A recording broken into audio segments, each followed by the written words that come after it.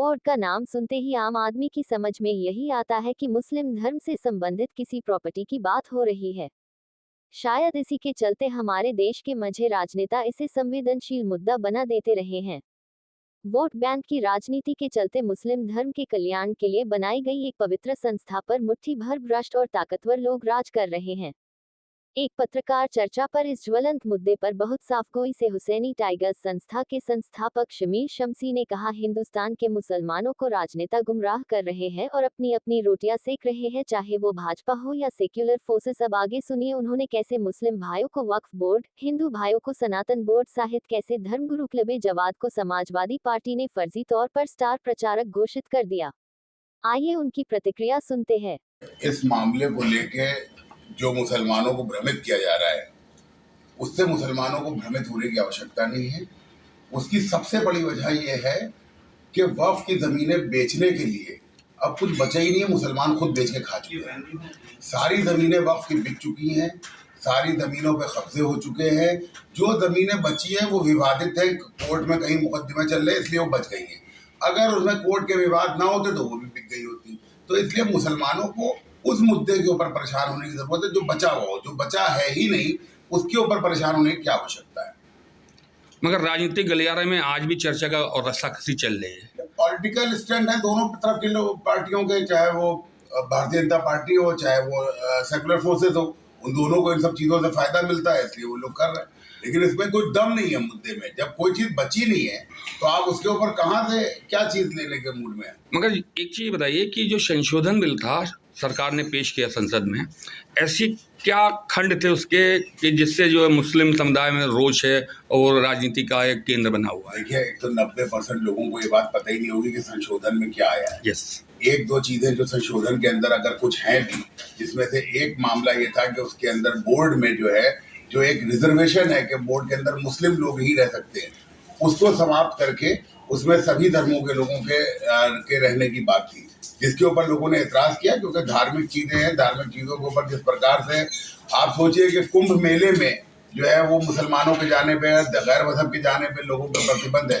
उसी तरह से जो है वो वक्फ की जमीनों के लिए या वक्फ के संरक्षण के लिए जो है वो दूसरे धर्म के लोग उसमें आए तो जाहिर सी बात है उसका संरक्षण नहीं होगा, उसको नुकसान हो जाएगा। तो ऐसे ही अब जो सनातन धर्म के लोग हैं वो भी जो है सनातन बोर्ड की मांग कर रहे हैं, तो क्या ये उचित है? ये हमारी सनातन के लोगों से बहुत हाथ जोड़ के प्रार्थना है कि कृपया इस फरेब में न फंसे। जिस प्रकार से मुसलमानों की संपत्तियां बोर्ड बना के लूटी गई हैं, उसी तरह से उनकी संपत्तियां लूट ली जाएंगी। इसलिए किसी भी हालत में इन धार्मिक संपत्तियों को बचाने के लिए वो किसी छलावे का शिकार ना हो। सर देखिए, ऐसा है कि बहुत ही दुखद बात है कि पूरी समाजवादी पार्टी में सिवाय अखिलेश यादव के कोई दूसरा आदमी पढ़ा लिखा नहीं है। एक फेक लेटर जो सोशल मीडिया पे चला, उसको उनके विधायक जो है वो अपने ट्विटर हैंडल से जारी किए दे रहे हैं, बिना तस्दीक किए, बिना पता किए कि सच्चाई है कि क्या है। जबकि वो लेटर ना तो समाजवादी पार्टी की वेबसाइट पे था, ना वो समाजवादी पार्टी के ट्विटर हैंडल से जारी हुआ था। कहाँ से उनको पहुंचा और उनकी इतनी उत्सुकता बढ़ी कि उन्होंने फटाक से उस लेटर को जारी कर दिया जिसमें एक धर्मगुरु का नाम लिखा हुआ है। क्या धर्मगुरुओं को स्टार प्रचारक बनाया जाएगा जो अपने को सेकुलर पार्टी कहती है? तो कल अगर धीरेन्द्र शास्त्री को और तमाम लोगों को अगर बीजेपी स्टार प्रचारक बना के उतारेगी तो आप क्या विरोध करेंगे फिर? तो ऐसा क्यों किया जा रहा है? ये एक जो लोग ऐसे हैं हमारी कम्युनिटी के ही कि जो इन सब तरह की बदमाशियां या इस तरह की चीजें जो जवाब साहब को नीचा दिखाने की नियत से ऐसी हरकतें करते उन्होंने किया था। उसके ऊपर हम लोगों ने कंप्लेन की है और जल्द उम्मीद है जांच में सब पकड़े जाएंगे। सर, बात करें तो शिया कम्युनिटी की, तो इसमें भी कई भाग हो गए, देखा जा रहा है आजकल। कोई किधर जा रहा है, कोई किधर जा रहा है। दुनिया की कोई कम्युनिटी ऐसी नहीं है कि जो एक प्लेटफॉर्म पे होती हो।